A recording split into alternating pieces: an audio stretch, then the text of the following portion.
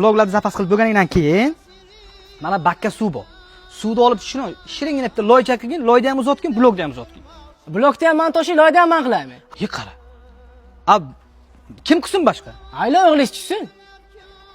Ko'tar ishingni ketdik. Bella qilaman, bella. O bersang ishlaylik. Qo'ysang ishlaylik. Usta bosh sizni nimaga chaqirdi? Bu yerda bitta ko'z bo'lmasa bo'lmaydi. Mana bu yiqilib ketadi agar men bo'lmasam. Sen duvoni o, ishchi qi, bu yerda tezroq qilaylik, ketaylik, pulni olaylik. Yur. Oftobda yopdi.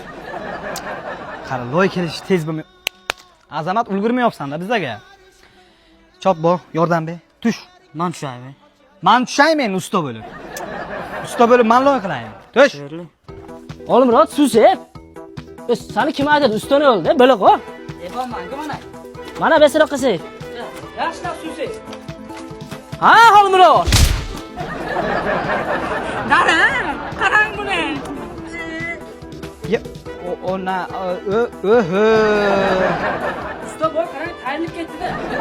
Hayya. Dada, buni qarang-da, yetariyapti. Endi maktabga nima kiyib boraman? Onangga nima ko'ra kamdasan? Mana bu kiyimni kiyib borasan endi, meni kiyimni hozir yechib beraman.